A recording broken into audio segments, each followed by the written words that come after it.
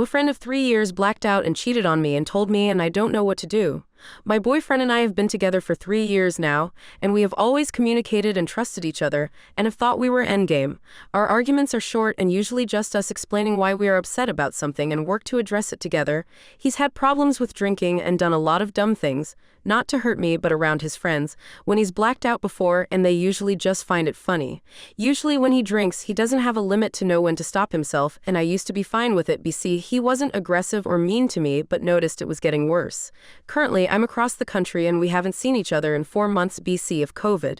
My BF called me sobbing and said that he needed to tell me that last month he got extremely drunk and doesn't remember anything that happened except the very start, but thinks he slept with a girl he knew in HS when they were catching up. He said he wanted to tell me in person but didn't want to spring it on me right when I get back, and says he doesn't know why he did it. He was just out of control drunk and admitted he has an issue with drinking. I'm still processing how to even feel, and I can't figure out what to do. I respect the fact that he told me even though I would have never found out, and he's getting tested. If we were to stay together, I'd want him to stop drinking completely, but is that enough? Can a relationship work after he does something like this? Can trust be rebuilt?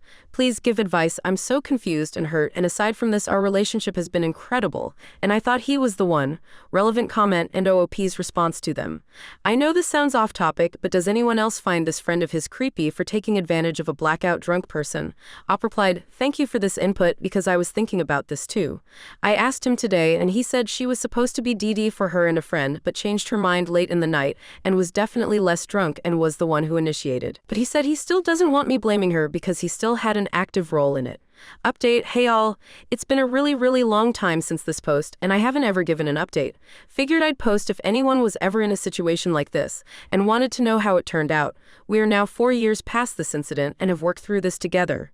So, what happened after this post? He owned up to his mistake. Without me telling him what I wanted him to do, he looked up online what he could do to build back trust. He offered to stop drinking and found a therapist for himself that specialized in alcohol addiction and relationships. He also suggested couples counseling and asked if I'd be willing to go with him, but that he would fully cover the costs of the therapy. In the original post, many asked about if it was consensual. The answer, it's mixed territory. He had a short memory, of being willingly involved with her. As I requested, he called the girl to find out what actually happened. She was more sober than him during this night, and she said that they couldn't have sex BC of whiskey dick, and then out of nowhere, he got up and ran out of the room. She got up to follow him and found him knocked out in bed. Once she gave him details, he told her their friendship was over, and he was deleting her number from everywhere to focus on fixing his relationship with me and building trust back. He still doesn't know if what she told him is fully true or not, and he would get upset and question it a lot, saying he wanted me to know the complete truth for us to heal, but he can't tell what is real and what isn't. His therapist told him your mind can play tricks on you when trying to remember pieces of a blackout. Our couples therapist has been incredible. She has helped strengthen our relationship and took no bullshitting. We built back trust by discussing the hurt and things we could do to feel more comfortable when he goes out with friends. We discussed the idea of requests instead of rules, as purely controlling someone else can turn into resentment. Phones are not off limits, we have each other's passwords. At the start of finding out, we would go through texts and DMs together at my request, and we still do not hide incoming messages from each other, not that we ever did, prior. It's been 4 years since this, and while it's a scar in the relationship, I see him as a man always willing to put in the work in our relationship and in life to make things right. He knew that I never would have found out if he didn't tell me, but he knew I deserved the truth. If I were to bring the issue up today, he will still acknowledge the pain he caused, apologize for it, and give reassurance to me in whatever way I requested, whether it's looking at his phone or talking through anything that is a trigger for me, or setting up a call with our therapist. In some ways, this issue forced us to both mature to make the relationship work. Previously in the relationship, we loved to go out and drink excessively. At frat parties, I would also seek out as much alcohol as I could to numb myself, and would yell at him at 3 a.m. in an empty frat basement when he was tired and wanted to go to sleep because I wanted to keep partying. After this incident happened, we realized we were no longer college kids that partied and fought when drunk. And if we wanted to progress our relationship in a healthy way, we both needed to learn how. Counseling helped us become even stronger as a unit. Humans are far from perfect, they make mistakes. But humans are also capable of growing and changing when they are fully willing to put in the work. If you are in this situation, the most important thing is how the person owns up to their mistakes and makes active changes to do better. More relevant comments and OOP's response to them. Looking through the top comments on your original post, it's clear that this sub has gotten a lot more judgmental and less forgiving in the last 5 years. Today, your post would receive a tsunami of "dump him. Once a cheater, always a cheater. Alcohol doesn't make any difference." Op replied, "True. Honestly, even at the time, I was kind of surprised that people were more positive on the post because I had seen so many that were negative. I was expecting people to immediately go, F that guy."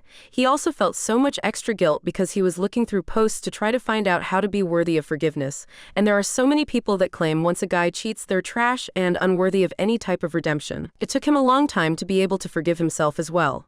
OP on her relationship prior to the cheating. That's a big stretch there. Prior to this, our relationship was healthy, but we were also college kids that enjoyed to go out partying and drinking very heavily.